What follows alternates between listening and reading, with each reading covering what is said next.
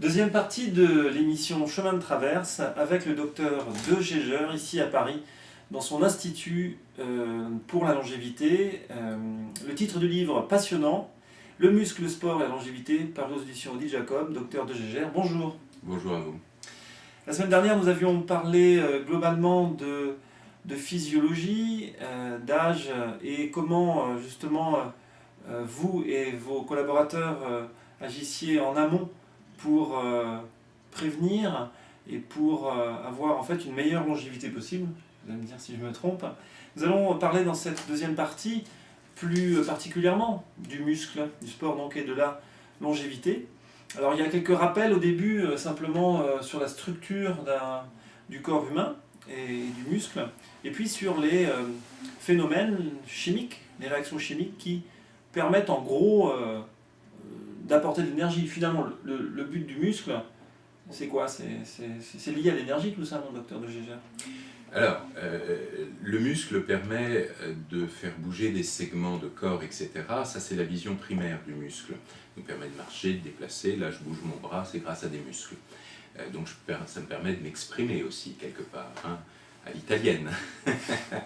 Mais ça, c'est la face émergée, c'est la partie émergée de l'iceberg. En fait, le muscle a un rôle métabolique, puisque le muscle va consommer du sucre et va donc permettre à notre organisme d'avoir une quantité de sucre bas. Mais le muscle est également un lieu où il y a un certain nombre d'hormones qui sont créées, comme par exemple l'hormone de croissance qui permet le développement du muscle, mais ça permet également d'augmenter, si vous voulez, certains taux hormonaux dans le sang. Et donc vous voyez que cette partie de notre corps qui généralement, on en a une vision très, très parcellaire, très secondaire, et fait quelque chose d'important. Parce que, en travaillant sur les taux de sucre, qui, je vous rappelle, sont nocifs, trop de sucre, c'est nocif. Hein. Si on a beaucoup trop de sucre, d'ailleurs, dans le sang, c'est le diabète. Et vous connaissez toutes les maladies du diabète, ça rend aveugle, ça joue sur nos nerfs, ça donne des multinévrites, ça peut jouer sur la peau où on a des escarres. Enfin, donc, il y a plein de choses absolument dramatiques. Ça bouche aussi les artères, d'accord? Et ça a un rôle néfaste sur le cerveau. Donc il y a plein de choses qui sont très néfastes à cet excès de sucre. Donc, si on développe, donc on peut jouer sur le sucre par trois façons.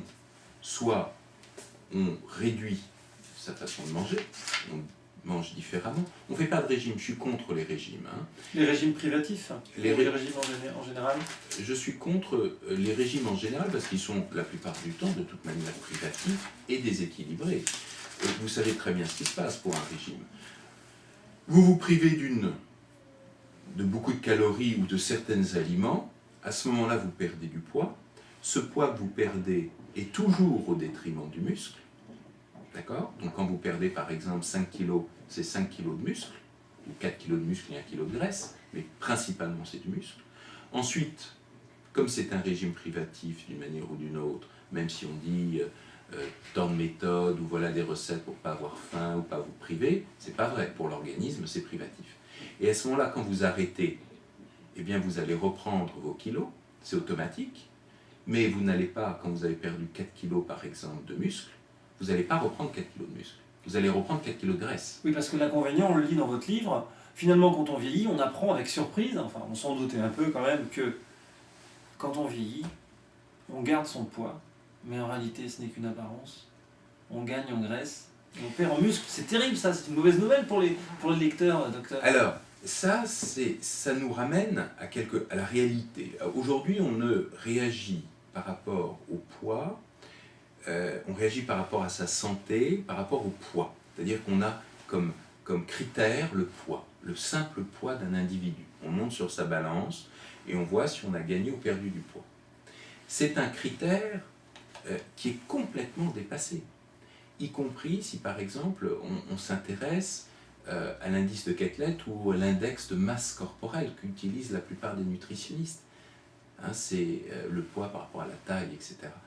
C'est complètement dépassé. Aujourd'hui, on a des techniques qui nous permettent, en 15 minutes, d'avoir exactement au gramme près votre masse musculaire, votre masse grasse, votre masse osseuse, votre hydratation. C'est ce qu'on fait ici dans cet institut. Comment ça marche là? C'est pas l'appareil qui est en face de nous quand même ça? Non, c'est un appareil qui est beaucoup plus important, sur lequel on est couché, et ça s'appelle une DEXA, et il y a un bras qui passe au-dessus de vous, et qui permet d'analyser justement votre structure corporelle. Et c'est très intéressant parce que, comme vous le disiez tout à l'heure, il y a des gens qui, par exemple, vont dire bah, « écoutez, à 50 ans, j'ai toujours mon poids de 20 ans, donc c'est parfait, je suis parfait ». Eh bien, non, parce que quand on passe sur ce genre d'examen, on se rend compte que même si la personne est toujours à 60 kg, eh bien, on voit que sa masse maigre a diminué, que sa masse osseuse a diminué, que son hydratation a diminué, et que la graisse en a pris la place. Et c'est ce qui explique, d'ailleurs, pour toutes les femmes en particulier, qu'on a une modification de notre corps, de l'aspect de notre corps. Parce oui, les hanches qui grossissent, le petit bidon pour les hommes, ou la ceinture abdominale, on dit souvent. Voilà, et au-delà donc de ces modifications, il y a tout l'aspect hormonal qui va amplifier ces modifications-là. Donc, ce qui est intéressant là, à partir de là, c'est de se dire... Vous souhaitez arrêter là? Non, c'est bon, on fait.